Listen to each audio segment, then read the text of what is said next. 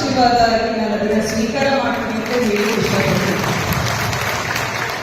ಮೊದಲನೇದಾಗಿ ಚನ್ನಗಿರಿ ಕ್ಷೇತ್ರ ನಮ್ಮ ಅತ್ತೆಯವರ ಒಂದು ತವರು ಮನೆ, ದಾವಣಗೆರೆ ಮಗಳು, ದಾವಣಗೆರೆ ಶಾಮೂರು ಶಿವಶಂಕರಪ್ಪ ಶಾಮೂರು ಮನೆ ಕಟ್ಟದ ಸೊಸೆ, ಹೀಗೆಲ್ಲ ಹೇಳಿ ಟ್ರಿಪಲ್ ಇಂಜಿನ್ ಸರ್ಕಾರ, ಈ ಬಾರಿ ಕಪ್ಪು ನಮ್ಮದೇ, ಮತ್ತೆ ಟ್ಯಾಗ್ಲೈನ್ ಸಿಗ್ತದೆ, ಇಲ್ಲೆಲ್ಲ ಯುವಕರಿರಲ್ಲ, ಒಂದು ಒಳ್ಳೆ ಚುನಾವಣೆ ಮಾಡಿದ್ದೀನಿ ಅಂತ ನನಗೆ ಅನಿಸುತ್ತೆ.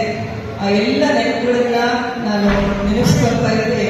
ಬಡ್ನಾಳ್ ರಾಜಣ್ಣವ್ರು ಏನ್ ಹೇಳಿ, ಬಡ್ನಾಳ್ ರಾಜಣ್ಣವರು ಪ್ರತಿಯೊಂದು ಕ್ಷೇತ್ರಕ್ಕೂ ಹೋದಾಗ ಏನ್ ಹೇಳೋರು, ಇವೆಲ್ಲ ಕಾರ್ಯಕರ್ತರು ನೀವೇ ನಮ್ಮ ಪಕ್ಷದ ಆಸ್ತಿ ಅಂತ ಹೇಳೋರು.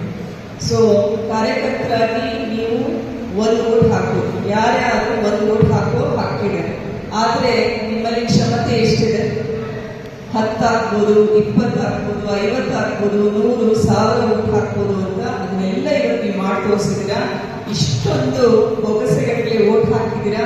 ಚನ್ನಗಿರಿ ಕ್ಷೇತ್ರದ ಮೇಲಿರುವಂತಹ ಕಳಂಕ, ಇದನ್ನ ಬದಿಗೆರೆ ರಮೇಶ್ ಅವರು ಸಾಕಷ್ಟು ಕಡೆ ಹೇಳಿದ್ರು. ಒಂದು ಕಳಂಕ ಇದೆ. ಮಲ್ಲಿಕಾರ್ಜುನ ಅವರಿಗೆ 3 ಬಾರಿ MP ಚುನಾವಣೆಯಲ್ಲಿ ನಿಂತಾಗ ಹಿನ್ನಡೆ ಆಗಿದೆ, ಅದನ್ನ ಮುನ್ನಡೆ 10,000 ಮತಗಳನ್ನು ಕೊಟ್ಟು ಒಂದು ಒಳ್ಳೆ ಬಹುಮತದಿಂದ ಬೊಗಸೆಗಟ್ಟಲೆ ಓಟ್ ಹಾಕಿದ್ದೀರಾ. ಆ ಒಂದು ಆಶೀರ್ವಾದ, ವಿಶ್ವಾಸದ ಮತ ಕೊಟ್ಟಿದ್ದೀರಾ. ಮತ್ತೊಮ್ಮೆ ಎಲ್ಲರಿಗೂ ಕೃತಜ್ಞತೆಗಳನ್ನು ಹೇಳಿ ಇಷ್ಟಪಡ್ತೀನಿ.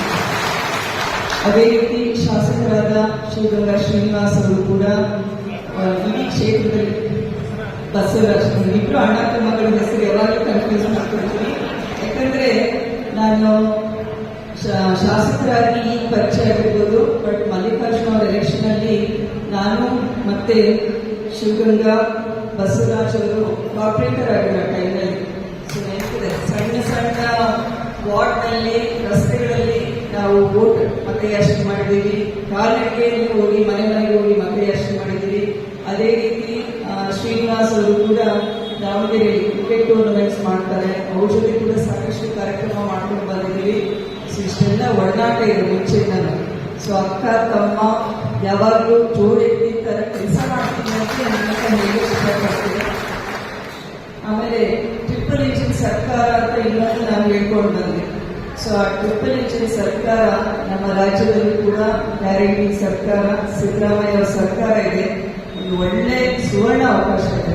ಸೊ ಈ ಪೀರಿಯಡ್ ನಲ್ಲಿ ಆದ ಒಂದು ಅಭಿವೃದ್ಧಿ ಐ ಥಿಂಕ್ ಮುಂದಿನ ದಿನಗಳಲ್ಲಿ, ವರ್ಷಗಳಲ್ಲಿ ಜನ ನೆನಪಿಟ್ಕೋಬೇಕು. ಅಂತ ಅಭಿವೃದ್ಧಿ ಪರ್ವವನ್ನ ನಾವು ದಾವಣಗೆರೆ ಲೋಕಸಭಾ ಕ್ಷೇತ್ರದಲ್ಲಿ ಮತ್ತೆ 8 ವಿಧಾನಸಭಾ ಕ್ಷೇತ್ರದಲ್ಲಿ ಪ್ರಾಮಾಣಿಕವಾಗಿ ನಾವು ಮಾಡಿದ್ರೆ ನಮ್ಮ ಕಾರ್ಯಕರ್ತರ, ಮುಖಂಡರ ಎಲ್ಲರ ಬೆಂಬಲ ಇದೇ ರೀತಿ ಇದ್ರೆ